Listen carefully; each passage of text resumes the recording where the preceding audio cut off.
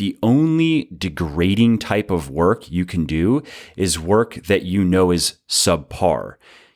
Rushed, sloppy sweeping, when you leave dirt and dust bunnies for somebody else more befitting of such a job.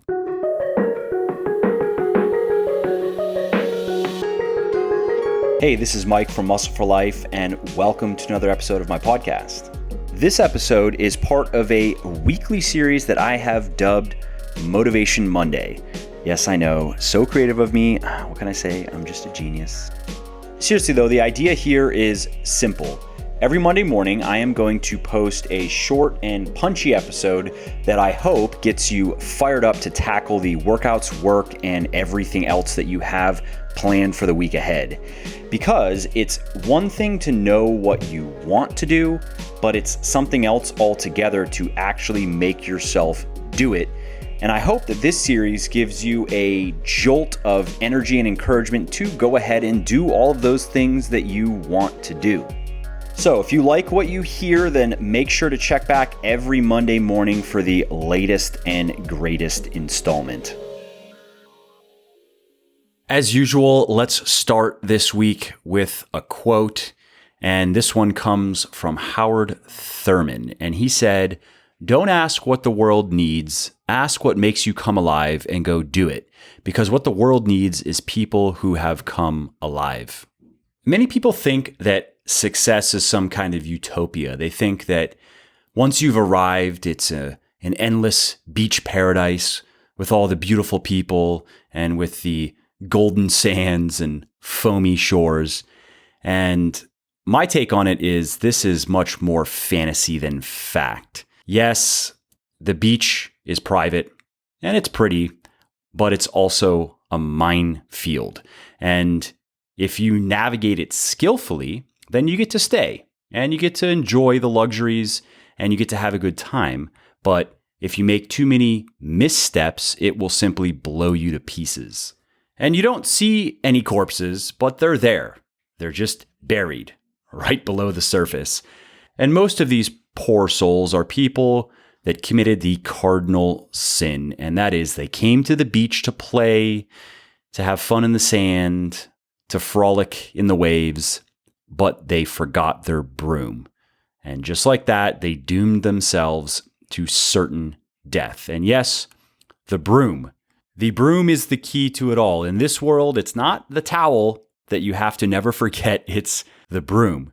If you lose your broom or you lose your respect for it, you are done for.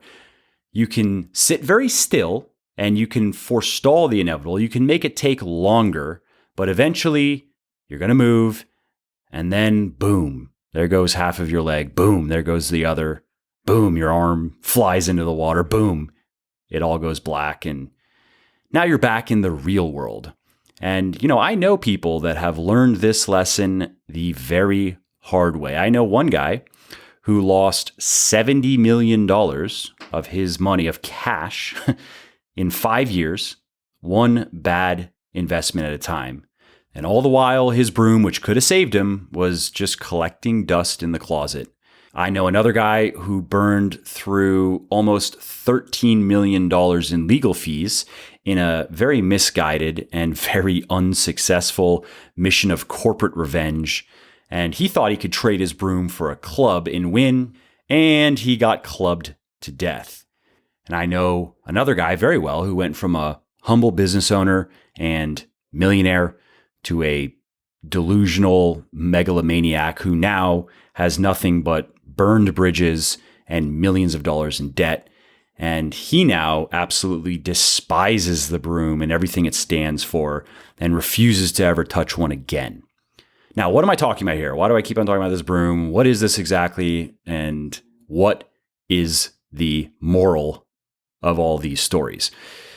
Now, you might be thinking that this lesson has to do with work ethic or persistence, but it's actually a lot more than that. Sir Henry Royce, who co-founded the Rolls-Royce company, he knew at least one part of this lesson very well. Here's how he put it. He said, "Whatever is rightly done, however humble, is noble." And so what I'm saying is that the broom symbolizes the willingness to do any and all work with dignity and pride.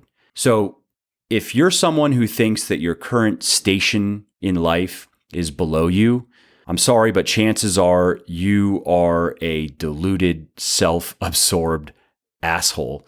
And if you do somehow find your way into the minefield of success, you are not going to last very long.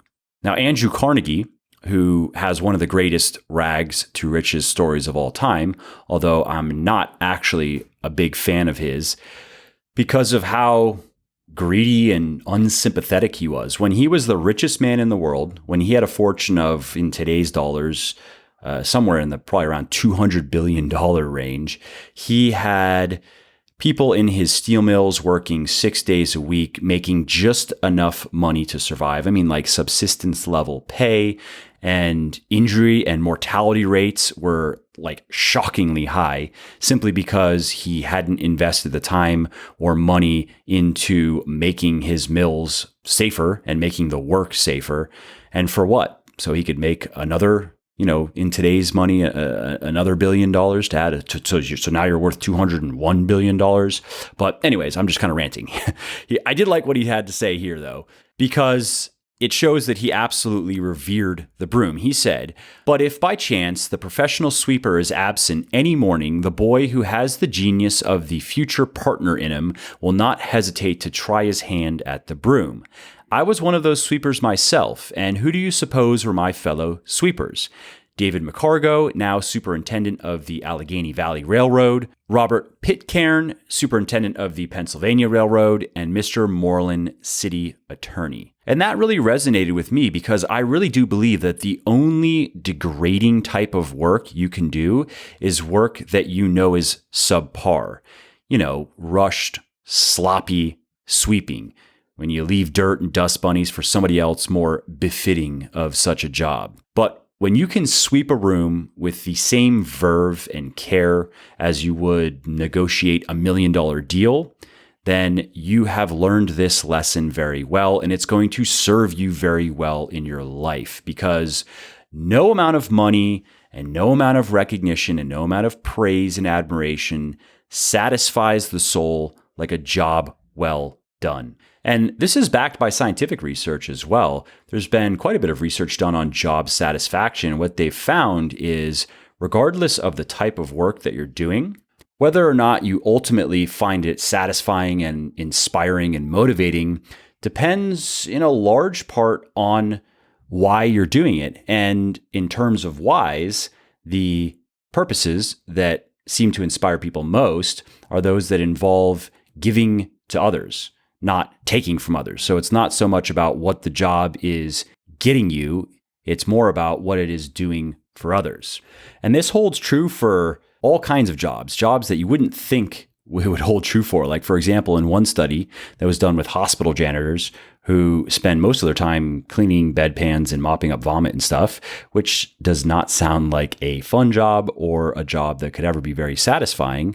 What they found is that some of the people that were doing this actually really did enjoy their jobs, and they found their jobs very meaningful and very satisfying, while others hated their jobs and were doing it simply because they felt they couldn't get a better job doing anything else. The key difference between these people, though, was simply how they viewed their work. So the people that actually enjoyed their jobs and looked forward to work every day, and, some of it obviously they didn't particularly enjoy, didn't give them pleasure to do some of the things they were doing in a hedonistic sense, but they found it meaningful and satisfying. These people viewed themselves and the work that they were doing as an integral part of a team that was helping heal people. And that's what they really liked about it. Somebody has to do the dirty work. It has to get done. And it is very important that it gets done. So why not them? And in my personal experience, nothing really changes in this regard, even when you move to the other end of the economic spectrum and the spectrum of the types of work that you might be doing. So in my case, I have a couple businesses and I have the freedom to do whatever work I want to do, and I make plenty of money. But still, even for me, none of that is enough to really get me fired up. Simply being able to do whatever I want and make a lot of money doesn't really inspire me, doesn't really motivate me. It needs to go deeper than that, or eventually I would lose interest, lose enthusiasm, and probably just burn out. Now let's get back to talking about our little broom because it has more that it can teach us. Now I like my broom because it doesn't care what I've achieved, it doesn't care what I've got planned for the future, it doesn't want or offer compliments or favors. It really has no agenda other than one simple little request: grab me and get sweeping. There's work to do and someone has to do it. That's what the broom is all about. And that resonates with me. So when I pick up my broom and I start sweeping, it reminds me that I'm only as valuable as I can continue to do the job at hand. And that, I think, has helped keep me grounded and has helped keep me focused on what really matters. And that is what I'm doing right here and right now and how well I'm doing it. Not what I've done previously or what I can brag about or why people should cut me some slack or let me take it easy or anything else. The reality is, just because I could sweep really well at one point doesn't mean I still can. Just because a general won many of his previous battles doesn't mean he's going to win the next battle. And in fact, the assumption that past success guarantees future results is actually very dangerous. I think both in business and life. Landmines litter that path in the sand on the beach of success. So really what I am getting at here is the broom symbolizes humble appreciation and respect of the challenges of the work at hand. Frank Gehry, who is one of the most celebrated architects of all time, he still embraces this lesson even after decades of acclaimed work. Here's what he said. He said, "For me, every day is a new thing. I approach each project with a new insecurity, almost like the first project I ever did, and I get the sweats. I go in, and I start working, and I'm not sure where I'm going. If I knew where I was going, I wouldn't do it." Now, stop for a second and consider the fact that the man that said that has received over a dozen honorary degrees from universities like Harvard, Yale, and Princeton, and he's also designed some of the most famous buildings in the world. Vanity Fair called him the most important architect of our age. And what does he do every day? What does such an accomplished person do? He picks up his broom and he starts sweeping as best as he can. And there's one last lesson here that I think is worth sharing, and it has to do with the nature of the tool, the very nature of the broom. And that is that a broom is crude, it's inefficient, it doesn't have any technological advantage. In fact, no technology is involved at all, at least by today's standards. And without your effort, the broom is absolutely useless.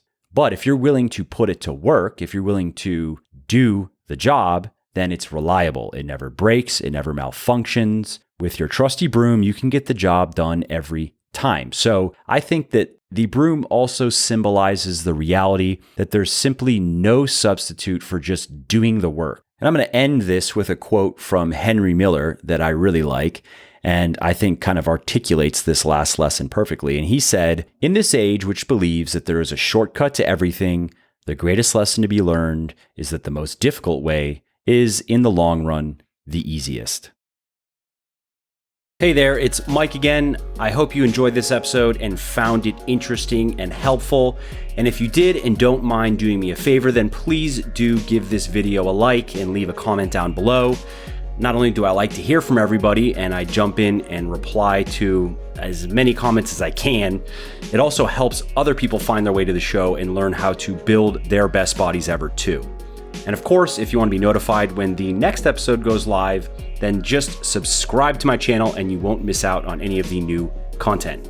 Lastly, if you didn't like something about the show, then definitely shoot me an email at mike@muscleforlife.com and share your thoughts on how you think it could be better. I read everything myself and I'm always looking for constructive feedback, so please do reach out. Thanks again for listening to the episode, and I hope to hear from you soon. And lastly, this episode is brought to you by me. Seriously though, I'm not big on promoting stuff that I don't personally use and believe in, so instead I'm going to just quickly tell you about something of mine. Specifically, my 100% natural post-workout supplement Recharge. Recharge helps you gain muscle and strength faster and recover better from your workouts, and it's also naturally sweetened and flavored, and it contains no artificial food dyes, fillers, or other unnecessary junk. All that is why it has over 700 reviews on Amazon with a 4.5-star average, and another 200 on my website, also with a 4.5-star average. So if you want to be able to push harder in the gym, train more frequently, and get more out of your workouts, then you want to head over to www.legionathletics.com and pick up a bottle of Recharge today. And just to show how much I appreciate my podcast peeps, use the coupon code podcast at checkout and you will save 10% on your entire order. And lastly, you should also know that I have a very simple 100% money back guarantee that works like this. You either love my stuff or you get your money back, period. You don't have to return the products. You don't have to fill out forms. You don't have to jump through any other hoops or go through any other shenanigans. So you really can't lose here. Head over to www.legionathletics.com now, place your order, and see for yourself why my supplements have thousands of rave reviews all over the internet. And if for whatever reason they're just not for you, contact us and we will give you a full refund on the spot.